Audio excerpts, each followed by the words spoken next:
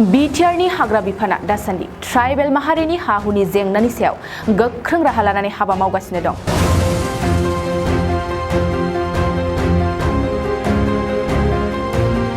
BTR ओनसोलनि दाब-दाब जायगायाव हा-हुनि जेंनाखौ बिटिआरनि हाग्रा बिफाननि मावफुं सोद्रोमा रनजित बसुमतारिया गोख्रोङै नायदिंबाय थानायजों लोगोसे राहा लानानै हाबा मावगासिनो दं।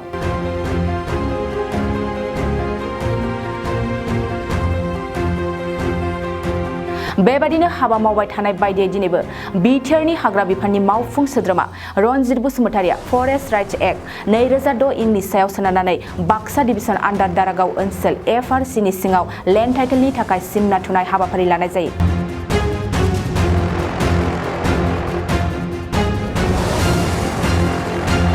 बे हाबाफारियाव बिटिआरनि हाग्रा बिफाननि मावफुं सोद्रोमा रनजित बसुमतारिया गावनो थांनानै हाबाफारियाव बाहागो लानानै सिमनाखौ नायदिङो।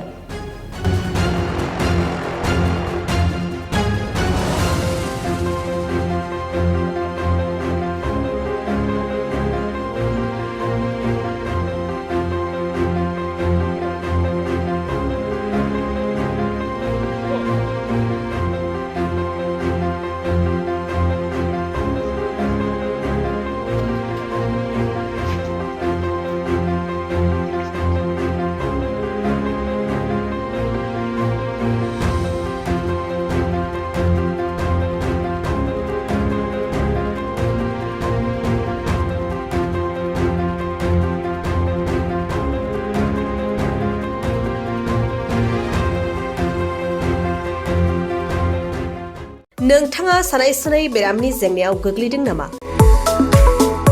जुदि नोंथाङा सानाय सुनाय दंब्ला जिंगासिनांगौ गैया।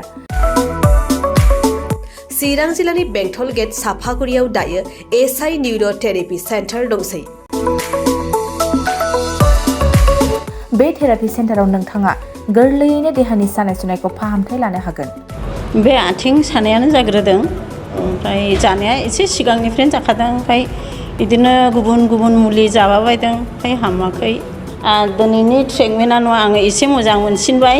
जेरै सिं सानाय, आफादावरि सानाय, मोदोम जरा सानाय,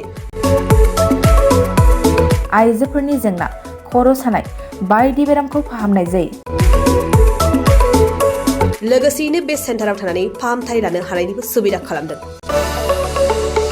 नोंथांमोनहा SI निउर' थेरापि सेन्टाराव फाहामथाय लानो गोसो दंब्ला नैबे मबाइल नम्बर 7620160459 नङाब्ला 9476977956 आव थोंजों सुलाद लानो हागोन।